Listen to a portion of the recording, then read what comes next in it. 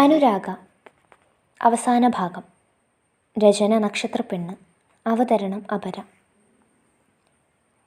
കല്യാണം കഴിഞ്ഞ് ഒരാഴ്ച തികഞ്ഞില്ല. അപ്പോഴേക്കും അവരവളെ തിരിച്ചുകൊണ്ടാക്കി. ഒരു മനോരോഗിയെ ചുമക്കാൻ അവന് പറ്റില്ല അത്രേ. മനോരോഗിയോ? അറിയാതെ ഇരുന്നിടത്ത് നിന്ന് എഴുന്നേറ്റ് പോയി. അനുക്കുഞ്ഞിൻ്റെ മനോനില തെറ്റിയിരുന്നു. കാലുകൾ കുഴയുന്ന പോലെ. മനോരോഗി, ആ ഒരു വാക്ക് ഹൃദയം തുളഞ്ഞു കയറി. എല്ലാം മറച്ചു വെച്ച് അവരുടെ തലയിൽ കെട്ടിവെച്ചു എന്നും പറഞ്ഞ് ഒച്ചയും ബഹളവും കയ്യേറ്റവും ഒക്കെ ആയിരുന്നു. നാട്ടുകാരെല്ലാം കൂടി ആകെ നാണക്കേടായി. ഇതൊന്നും അറിയാതെ അനുമോളൊപ്പം എന്തൊക്കെയോ പിറുപിറുത്തുകൊണ്ട് നിൽക്കുകയായിരുന്നു. അയാളുടെ മിഴിക്കോണിൽ കണ്ണുനീർ ഉരുണ്ടുകൂടി. ഭ്രാന്തുള്ള പെണ്ണിനെ വേണ്ടെങ്കിലും അവളുടെ ശരീരം അവന് വേണമായിരുന്നു. ഇവിടെ കൊണ്ടാക്കിയതിൻ്റെ പുറകെ അനുമോൾ ഗർഭിണിയായി. അത് പറയാൻ ഞാനും പോയിരുന്നു അശോകൻ്റെ ഒപ്പം അത്രടം വരെ. അശോകൻ അവരുടെ കാല് പിടിച്ച് പറഞ്ഞതാ മകളുടെ ജീവിതം നശിപ്പിക്കരുതെന്ന്. വല്ലവൻ്റെയും കൂടെ നടന്നവള കുഞ്ഞ് അവൻ്റെ ആണെന്നുള്ളതിന് എന്തുറപ്പാ ഉള്ളതെന്നൊക്കെ അവൻ അശോകനോട് ചോദിച്ചത്. ഇതിൽ കൂടുതൽ ഒരച്ഛന് താങ്ങാൻ പറ്റുമോ? എല്ലാം കൊണ്ടും തളർന്നു പോയി അശോകൻ. നാട്ടുകാരുടെ മുന്നിലും വീട്ടുകാരുടെ മുന്നിലും നാണം കെട്ട്, പഴിവാക്കും പ്രാക്കും കേട്ട് ജീവച്ഛവമായി 2 ജന്മങ്ങൾ. സ്ഥിരബുദ്ധിയില്ലാത്ത ഗർഭിണിയായ മകളും. എന്നിട്ടും അവരവളെ ശപിച്ചില്ല. സ്വയം ഉരുകുമ്പോഴും അനുമോളെ പൊന്നുപോലെ നോക്കി. ഇടയ്ക്കിടെ അവൾ പൊട്ടിച്ചിരിക്കും. പൊട്ടിക്കരയുന്നതും കേൾക്കാം. കണ്ടു നിൽക്കാൻ പറ്റില്ലായിരുന്നു അതിൻ്റെ അവസ്ഥ. ഒരു നീണ്ട നിശ്വാസമെടുത്ത് അയാളൊന്ന് നിവർന്നിരുന്നു. ഉള്ളുരുകിയാണ് സേതു അതെല്ലാം കേട്ടിരുന്നത്. അറിയാതെയെങ്കിലും താൻ കൂടി ഇതിനെല്ലാം കാരണമാണെന്ന തോന്നൽ അവനെ കാർന്നു തിന്നുകയായിരുന്നു. അനുമോൾക്ക് വേണ്ടി എന്തൊക്കെയോ വഴിപാട് കഴിപ്പിക്കാനുണ്ടെന്നും പറഞ്ഞ് ഗുരുവായൂർ പോയതാ 2 ആളും. എന്നോട് അനുവിനെ നോക്കാനും പറഞ്ഞിരുന്നു. ഒരുപാട് നാളുകൂടി 2 ആളുടെയും മുഖം ഒന്ന് തെളിഞ്ഞു കണ്ടത് അന്നായിരുന്നു. പക്ഷേ സന്തോഷത്തോടെ പോയവർ തിരിച്ചു വന്നത് വെള്ള പുതപ്പിച്ച് 2 ശരീരങ്ങളായിട്ടാണ്. വരുന്ന വഴിയിൽ കാറ് ബാലൻസ് തെറ്റി അടുത്തുള്ള പാലത്തിലേക്ക് ഇടിച്ചു കയറുകയായിരുന്നു. 2 പേരും അപ്പോൾ തന്നെ. മനഃപൂർവ്വമാണെന്നും അറിയാതാണെന്നും ഒക്കെ കണ്ടവർ പറയുന്നുണ്ട്. അവർക്കും താങ്ങാൻ പറ്റി കാണില്ല. തോളിൽ കിടന്ന് മുഷിഞ്ഞ തോർത്തെടുത്തയാൾ കണ്ണു തുറച്ചു. അച്ഛൻ്റെയും അമ്മയുടെയും വെള്ള പുതുപ്പിച്ച ശരീരങ്ങൾക്ക് മുന്നിൽ ഇരുന്ന് സ്വബോധമില്ലാതെ അവൾ കൈകൊട്ടിച്ചിരിക്കുന്നത് കണ്ടു നിൽക്കാൻ കഴിയുമായിരുന്നില്ല. ഒരു കണക്കിന് ഭ്രാന്തുള്ളത് നന്നായി. അല്ലെങ്കിൽ ഇതൊക്കെ ആ കുഞ്ഞ് എങ്ങനെ സഹിക്കാനാ? അവർ പോയതിൻ്റെ 3-ാം പക്കം അനുമോളൊരു ആൺകുഞ്ഞിനെ പ്രസവിച്ചു. അമ്മിഞ്ഞപ്പാലിൻ്റെ ഗന്ധം പോലും അറിഞ്ഞിട്ടില്ല കുഞ്ഞ്. അവളതിനെ താലോലിച്ചിട്ടില്ല, ചേർത്ത് പിടിച്ചിട്ടില്ല. വെറുമൊരു കളിപ്പാവയായിരുന്നു അവൾക്ക്. പിന്നെ അങ്ങോട്ട് സുമിത്രയും സാവിത്രിയുമായി തറവാട് ഭരണം. ചേട്ടൻ്റെ മരണത്തിന് അനുവാണ് കാരണമെന്നും പറഞ്ഞുകൊണ്ട് അതിനെ ദ്രോഹിക്കാവുന്നതിൻ്റെ അങ്ങേയറ്റം ദ്രോഹിച്ചു. ആ കുഞ്ഞിനെ പോലും അവർ തിരിഞ്ഞു നോക്കിയിട്ടില്ല. അവിടെ പണിക്ക് നിൽക്കുന്ന പെണ്ണുങ്ങൾ അവരുടെ കാര്യങ്ങളൊക്കെ നോക്കിയിരുന്നത്. അവരവനെ കുഞ്ഞോട്ടനെന്നാണ് വിളിച്ചിരുന്നത്. അല്ലാതെ ആ കുഞ്ഞിനൊരു പേരിടാൻ കൂടി നേരമുണ്ടായില്ല അമ്മായിമാർക്ക്. അവസാന വാചകത്തിൽ പുച്ഛം കലർന്നു. ഒരായുസിൻ്റെ ദുരിതങ്ങൾ മുഴുവൻ 1 വർഷം കൊണ്ട് ആ കുടുംബം അനുഭവിച്ചു തീർത്തു. ഓരോരുത്തരുടെ തലവര, അല്ലാണ്ട് എന്താ പറയുക. സത്യം പറഞ്ഞാൽ മാഷൻ അവളെ കൊണ്ടുപോയിരുന്നെങ്കിൽ എന്ന് വരെ ഞാൻ ആഗ്രഹിച്ചിട്ടുണ്ട്. 10 വർഷങ്ങൾ പിന്നോട്ട് സഞ്ചരിച്ചതിൻ്റെ തളർച്ച അയാളുടെ വാക്കുകളെ നേർപ്പിച്ചു. തല പെരുകും പോലെ. മനസ്സിലേക്ക് 1000 അസ്ത്രങ്ങൾ ആരോ തൊടുത്തുവിട്ട പോലെ. പ്രണയത്തിൻ്റെ ഇത്രമേൽ ക്രൂരമായ മറ്റൊരു മുഖം കൂടി ഉണ്ടായിരുന്നോ? അങ്ങനെയൊന്നും പറയല്ല മാഷെ. ഇഷ്ടം കൊണ്ടാ, അതുകൊണ്ട് മാത്രം ഇനിയും എന്തെങ്കിലും കുത്തി നോവിക്കല്ലേ. ചങ്കു പൊട്ടി മരിച്ചു പോകും ഞാൻ. വേണ്ട മാഷെ, വേദനിക്കുന്നു, വല്ലാതെ വേദനിക്കുന്നു. കരഞ്ഞുകൊണ്ടുള്ള അനുരാഗയുടെ അവസാന വാക്കുകൾ സേതുവിൻ്റെ തലയ്ക്ക് ചുറ്റും വട്ടം കറങ്ങി.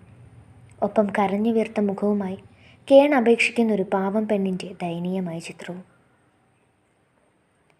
അവളിലെ പ്രണയത്തിനെയും പ്രതീക്ഷയെയും ദാരുണമായി താൻ കൊന്നുകളഞ്ഞ ആ നിമിഷം. സ്വയം ഒരു കൊലപാതകിയുടെ മുഖഛായ കൈവന്ന പോലെ. കണ്ണുകളുടെ കുത്തൊഴുക്കിന് തടയിടാൻ കഴിയാതെ അയാൾ ഉഴലി. അടക്കാനാവാത്തൊരു വിങ്ങൽ ഹൃദയത്തെ കീഴ്പ്പെടുത്തി.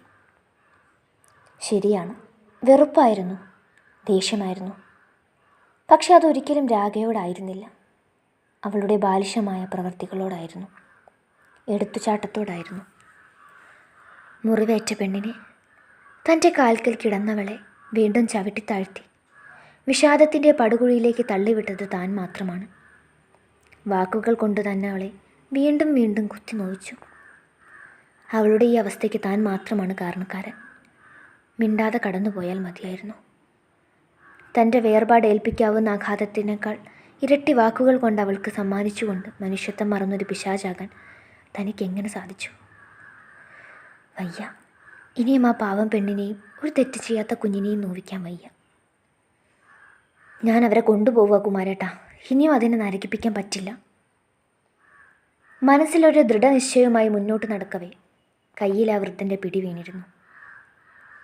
കേട്ട ഓരോ വാർത്തയും ഹൃദയം അനേകം കഷ്ണങ്ങളായി വെട്ടിമുറിച്ചു. അതിലെല്ലാം തെളിഞ്ഞു നിന്നത് കണ്ണീർ വാർക്കുന്നൊരു പാവം പെണ്ണിൻ്റെ മുഖമായിരുന്നു. എന്തൊക്കെയോ സന്തോഷവാർത്ത പ്രതീക്ഷിച്ചാണ് വീണ്ടും ഈ മണ്ണിൽ കാലുകുത്തിയത്. പക്ഷേ കുറ്റബോധത്തിൽ വെന്തു വെണ്ണീറായ മനസ്സോടെയാണ് മാണിക്യമംഗലത്തെ ഗേറ്റ് കടന്നത്. കട്ട് തിന്നുന്നോ അശ്രീകരം? നിന്റെ തന്തയുടെയും തള്ളയുടെ സ്വഭാവം കയ്യിൽ വെച്ചാൽ മതി, അതെവിടെ ഇറക്കാൻ നിൽക്കണ്ട.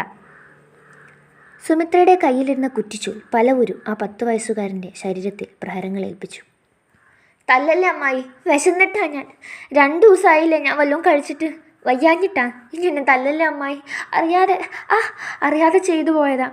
കരഞ്ഞുകൊണ്ട് ആ കുരുന്ന് അവരുടെ കാലിൽ വീഴുമ്പോഴും തരുമ്പ് പോലും മനസാക്ഷിയില്ലാതെ അവർ അവനെ ചവിട്ടി മാറ്റുകയാണ്.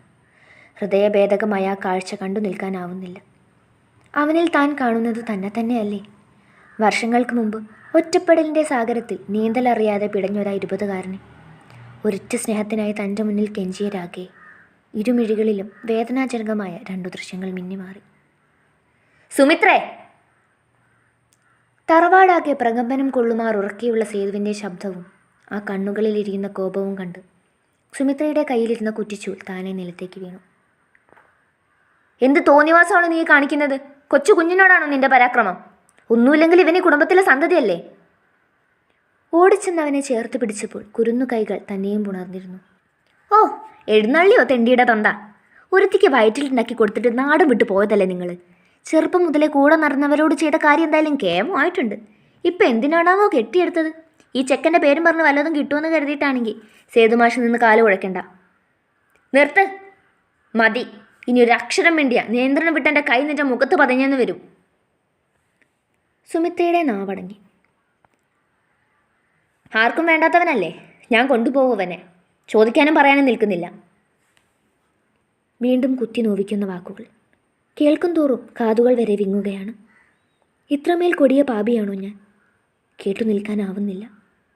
ചെയ്യാത്തൊരു തെറ്റിൻ്റെ പേരിൽ താനും അവളും ഇങ്ങനെ പരിഹാസപാത്രമാവുന്നത്, ഒരു പിഞ്ചു കുഞ്ഞിങ്ങനെ വേദന തിന്നുന്നത്. കൂടെ കൂട്ടാൻ ഒരുങ്ങുമ്പോഴും മനസ്സ് ശൂന്യമായിരുന്നു. പക്ഷേ സന്തോഷത്തോടെയുള്ള അവൻ്റെ പുഞ്ചിരി ഒരാശ്വാസമേകി.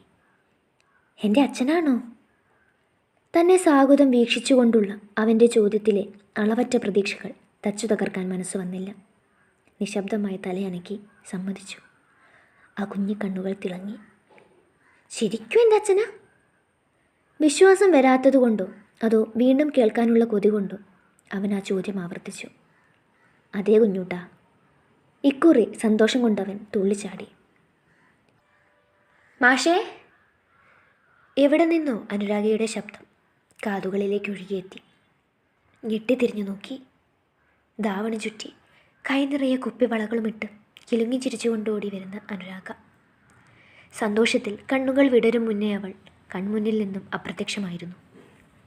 എല്ലാം തൻ്റെ വെറും തോന്നൽ മാത്രം. മിഥ്യയുടെ മാധുര്യത്തെ ഞെരിച്ചുകൊണ്ട് യാഥാർത്ഥ്യത്തിൻ്റെ കയ്പ് ശക്തി പ്രാപിച്ചു. അവൾ നിന്നിടത്ത് ചില്ലകൾ വിടർത്തി പൂവിട്ട് നിൽക്കുന്നൊരു പാരിജാത ചെടി മാത്രം. അതിനു കീഴെ ശാന്തമായി ഉറങ്ങുന്നുണ്ടവൾ. തൻ്റെ രാഗ കാലുകൾ യാന്ത്രികമായി അവിടേക്ക് സഞ്ചരിച്ചു. പോയിട്ട് കാര്യമല്ല മാഷേ. അനുമോള് പോയിട്ട് കൊല്ലം 2 കഴിഞ്ഞു.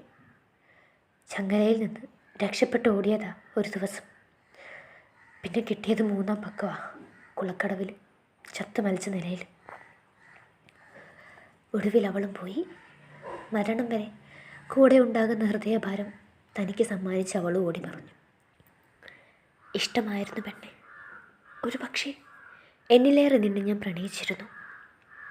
നിന്റെ കണ്ണുകളിൽ നിറഞ്ഞു നിന്നിരുന്ന എന്നെ ഞാൻ എന്നോ തിരിച്ചറിഞ്ഞതുമാണ്. പക്ഷേ ചേർത്ത് പിടിക്കാനായില്ല. ആർക്കോ വേണ്ടി, എന്തിനോ വേണ്ടി ഉള്ളം പറിച്ചെടുത്ത് അടർത്തി മാറ്റിയതാ നിന്നെ. നീ അനുഭവിച്ചതിൻ്റെ 1000 മടങ്ങ് ഞാൻ ഒരുക്കി കഴിഞ്ഞിരുന്നു. മാപ്പ്.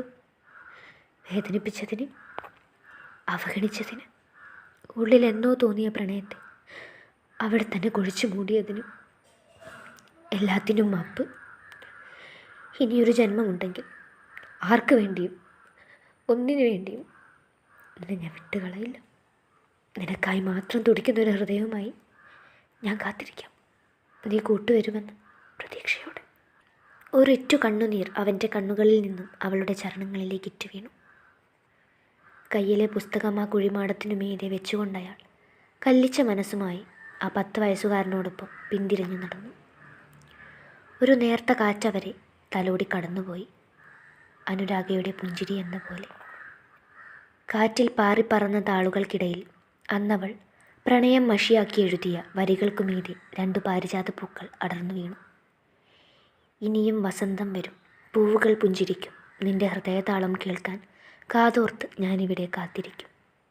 തേഞ്ഞു തീർന്ന പാതുകങ്ങളും വെന്തു വെണ്ണീറായ സ്വപ്നങ്ങളും തോളിലേന്തി തനിയെ.